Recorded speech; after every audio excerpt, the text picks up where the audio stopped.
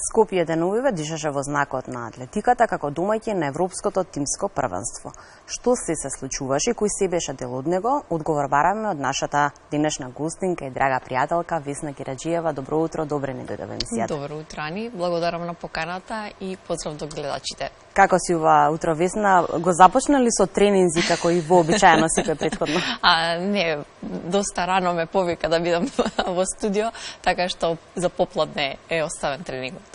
Европско првенство во Скопје, убаво доживување за сите кои што ја сакаат атлетиката и всушност трчањето. Што се случуваше и кој се беше дел од него?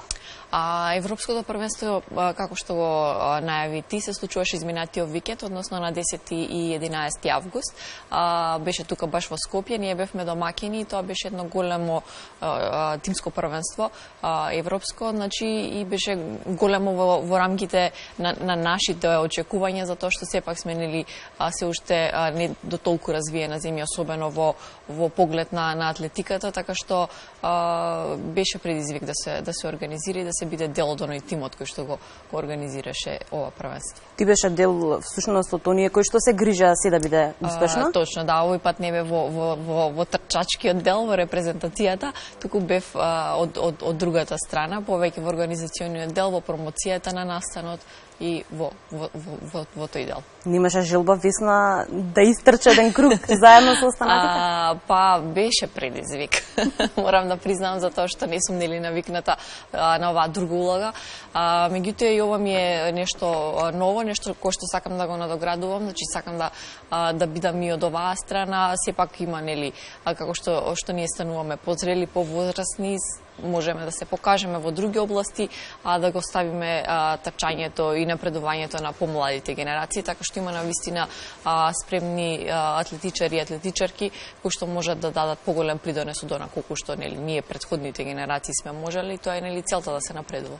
Беше ли одредена граница возрастна? Кој беше можеби најмладиот надпреварувач на ова првенство? Нема возрастни граници, не се брои на тој начин. Има, значи, сепак има и младинци кои што настапуваат, меѓутоа сепак се смета како еден вид на сениорско надпреварување. Меѓутоа во сениорските секогаш е дозволено и младинци да настапуваат, меѓутоа нема старосни категории, така што буквално не се смета на тој начин, туку секоја држава си има своји најдобри кандидати кои што ги представува како своји репрезентативци, и тоа е единствениот услов да бидете најдобар. Имаше посебни категории на надпреварување? Да, значи сите дисциплини, сите атлетски дисциплини беа застапени, некаде околу 20-21 можеби.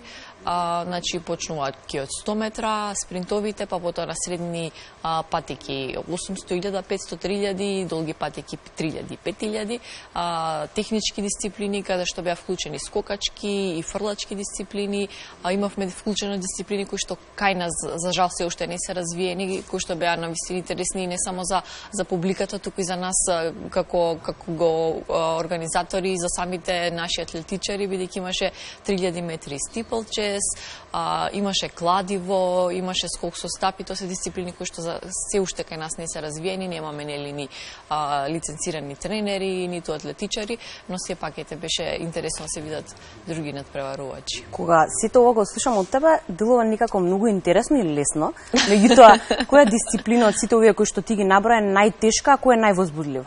Па секоја дисциплина си има своја тежина. Значи, јас како маратонка секогаш ќе се влечам дека маратонот е една од најтешките атлетски дисциплини, меѓутоа тоа го кажуваат и повеќе научни истражувања. Меѓутоа луѓето кои што трчаат на 100 метра ќе ви кажат дека 100 метра е најтешка, бидејќи имате, иако се работи само за 11, 12 секунди во кои што трчаат атлетичарите и атлетичарките, сепак даваат максимум од себе, и тоа ја прави поинаква дисциплината. Исто важи и за скокачките, за фрлачките дисциплини, меѓутоа секој си има своја тежина, и доколку се дадеш максимум, се од себе дадеш, тогаш нормално дека ќе очекуваш резултати, ќе има разочарување ако нема резултати, така што се си има своја тежина. Спомена надпреварувачи од повеќе држави. Беше ли силна конкуренцијата тука во Скопје? Да, дефинитивно. Значи, најјаките оној тим кој што победи беше од Исланд, и навистина има добри надпреварувачи. Тие влегоа во поголемата, во подобрата лига за следната година. Значи, ние надпреварувавме моментално во трета лига, втора лига надпреварува во друга земја, значи така одат надпреварувањата и Исланд се пласираше за наредна година да биде во втора лига, меѓутоа им беше навистина тесна борбата со репрезентацијата од Србија, кој што можам да кажам дека беа рамо до рамо до последен момент и буквално една судиска пресуда им ги остави во нашата група. Беше ли тешко да се обезбедат услови, затоа што и ти спомена на почетокот дека дел од овие надпреварувања што ги видовме не се присутни тука кај нас во атлетиката? Па, знаете како, ние веќе имаме лиценцирани суди кои што знаат да го работат ова. Имавме и од Европската атлетска асоциација поддршка, кои што и те исто испратија своји тимови на суди кои што се веќе акредитирани на повисоко ниво од нашите домашни. Така што беше предизвик затоа што пред се имавме и краток временски период да го организираме сето ово. Имавме некои промени во самата конструкција во Атлетска федерација, промена на председателство, така што со сета оваа нова структура имаше голем предизвик да се надогради сето на кој што претходно било запоставено, бидејќи како што и самата знаеш од моите претходни гостувања секогаш сме кажувале дека не сме имале толку добра соработка со Атлетска федерација на Македонија, така што сега кога имаме нови промени, каде што сме вклучени поголем дел од самите атлетичари, од самите тренери, сметаме дека направивме се што можевме за толку краток, можеби еден месец имавме за организирање. Сепак се работи за европско првенство и да се каже дека за еден месец сме успеале да организираме европско првенство е навистина голем предизвик. Бидејќи се случија промени, очекувате ли промени во вие што го работите? Па да, дефинитивно. Значи секогаш се надеваме на подобро, баш и за тоа беа изгласани тие промени, атлетичарите, тренерите, раководството, значи сите покажа незадоволство код она што претходно се работело и ете на наше задоволство се случија тие промени конечно после навистина долг временски период, така што сега луѓето се повеќе амбициозни, пред се да кажам нашата нова председателка Александра Војневска-Зикова, веќе ја споменам и неа, и целото раководство, управниот, извршниот одбор, тренерите кои што се вклучени, се навистина амбициозни луѓе. Очекуваме дека она што до сега не им било дозволено да го истакнат, дека сега ќе може да се надогради. Сепак ќе треба долг временски период да се надогради она што било изгубено пред се, самото инвестирање во младината. Да кажеме дека од мали нозе децата треба да се научат, да се навикнат дека постои такво нешто, дека се тренира, дека е убаво, дека е здраво, и родителите тоа да имаат едноставно доверба, да се изгради еден имидж на Атлетската федерација каде што ќе има доверба луѓето пред се да почнат да тренираат, ама и оние масовни трки, нели, како што се маратонските уличните трки каде што се собира масовност и така се прави една голема слика. Дали ово беше прво европско тимско првенство од ваков тип во нашата земја или претходно имаше обиди да се организира нешто слично? Нешто слично, да. Значи, ова е она големо европско тимско првенство кое што беше на патека. Минатата година бевме домакини на европско планинско кое што се одржа на Водно. Можеби бев гостинка, не се сеќавам, се извинувам. Ама дефинитивно говоревме за тоа дека лани беше тоа еден вид, можеби на тест од страна на Европската атлетска асоциација за тоа дали ние сме способни да го изведеме. И во 2014-та Европско првенство на 10.000, Европски куп на 10.000 метри се одржа баш тука во Скопје. И меѓутоа сите тие се еден вид на помали. Ова беше дефинитивно најголемиот настан кој што ние како Атлетска федерација сме го организирале кај нас. Летово имаше, ако не се лажам, околу 5 трки или 5 на Beach Run. Да. Мислам дека беше дел од неа, една веќе имаш како своја победа или однесено. Да. Колку се ти задоволна од овој тип на трки? Трчање покрај вода е интересен начин да се запознае нашата земја, да се излезе надвор или од затворен простор. Да, баш интересно, мислам организаторите имаат многу убава замисла во однос на тој концепт. Beach Run, односно трки на плажа. Луѓето нели првично ќе си помислат каде е плажа во во Македонија, меѓутоа има навистина езерски локации каде што може да се изведе ова и да го напоменеме и Скопје, нели, покрај Вардар и нашата градска плажа. Каква е? Таква е, си ја сакаме. Си го сакаме, нели, и киот на Вардар. Така што концептот им е да имаат 5 трки во различни градови во Македонија, со таа намера, нели, да бидат вклучени што повеќе градови, што повеќе граѓани, што повеќе тркачи, преценели оние рекреативните тркачи кои што им треба, нели.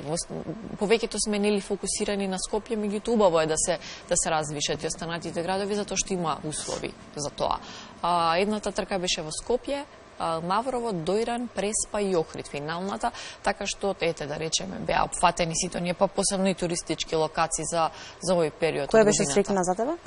Маврово ми беше победа, а втора бе во Преспа, сребрена.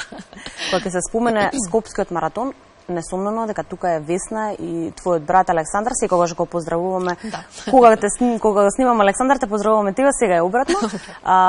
Следуваше женската трка, беше дел и од штафетниот маратон на Европска унија, каде што, нели, одредена група на луѓе се пријавуваа, па тренираа заедно со тебе. Некако летово го поминуваш работно. Да. Колку си ти задоволна од овој период? Имаше ли време барем малку за одмор? Да, дефинитивно се изнуживав доволно, не сум, нели, тип кој што буквално сака да го поминува времето во седење, само во излежување, така што ова активно лето ми беше супер, затоа што имало лета каде што буквално не се случувало ништо и едва чекав да дојде есен, кога почнува есенска сезона, затоа што реално за нас, посебно маратонците, есенската, се пролетна и есенска сезона, во меѓувреме се подготовки, меѓутоа кога е жешко лето е тешко да се баш до максимум да се фокусираш на подготовки, така што овие други активности, како што ги напомена и самите трки, Европско првенство, моите приватни ангажмани како тренер ми го одвлекуваат вниманието и ангажманите. Причината главната причина која што си денешна наша гостинка беше да најавиме нешто ново што ќе се случува во нашиот град, нешто што досега го немало, а го има насекаде низ светот, односно почнува да го има. Скопје Running Tours заедно со туристите кои што ќе го разгледуваат главниот град, Весна, ќе трчат, односно тие ќе трчат заедно со нас. Да, заедно. Тоа е концептот. Значи, идејата започна многу порано, ама подетално се разви минатата година, кога буквално ме контактираше еден туристички водич, тркачки туристички водич, значи не се работи за буквално оние туристички тури кои што одат се сликаат туристите, туку се работи за трчање. Значи, се повеќе луѓето во светски рамки, но и кај нас, ете, благодарение можеби на трка како што е Скопски маратон, почнуваат да бидат повеќе заинтересирани во тој аспект и знаат дека многу повеќе има шанса да го разгледаш целиот град и да го доживееш доколку трчаш, доколку си со локалното население. Така што кога дојде овој тркачки туристички водич, буквално ме нашол преку нашиот вебсайт и му беше замислата дали би сакала да ми правиш друштво, да го разгледаме градот со трчање, затоа што и тој самиот е тркач и тоа го практикува веќе подолг временски период.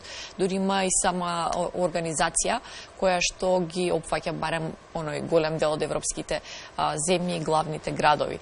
Така што буквално во тој период, иако го имав веќе како замисла, се разви како дополнителна идеја дека навистина ова може да успее, затоа што и самиот тој беше задоволен од моето познавање. Сепак сум, нели, од овој град, меѓутоа има многу кои што сепак растеле, се Скопјани, меѓутоа не ги знаат доволно самите вредности, туристички вредности кои што може Скопје да ги понуди.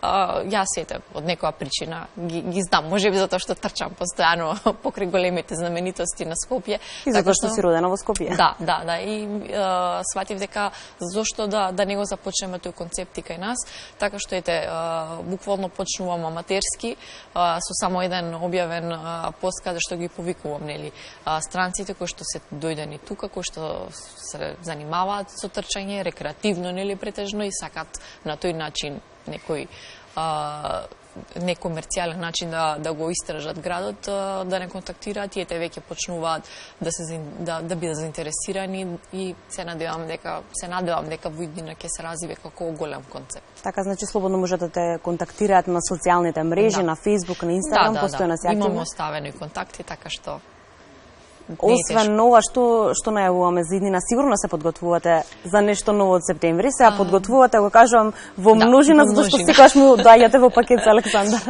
Да, се подготвуваме. Брат ми има буквално цел список на трки кои што сака да ги опфати претежно во регионот. Јас конкретно веројатно ќе бидам повеќе ангажирана тука повторно околу оној промотивен дел, но уште една трка која што во октомври се најавува, тоа е Скопје Тенке, односно Скопје трча 10 километри, така би било некој превод на македонски. Она традиционална трка која што по трети пат ќе се организира оваа година, истите организатори, нели, Сојуз на спортови на град Скопје од организацијата на Скопски маратон, тие се главни, нели, организатори, јас сум само како да речеме нивен промотор и помагател во тој аспект, меѓутоа секогаш ми е, нели, задоволство онаму каде што можам да го дадам моето знаење, моето искуство, да помогнам. Така што тоа е еден поголем предизвик за во блиска иднина. Весно, ти благодарам многу на одвоеното време, ти посакувам и понатаму големи успеси и те чекаме од септември повторно да ни бидеш гостинка, затоа што имаш уште многу да најавиш. Нова најава. Благодарам и на тебе.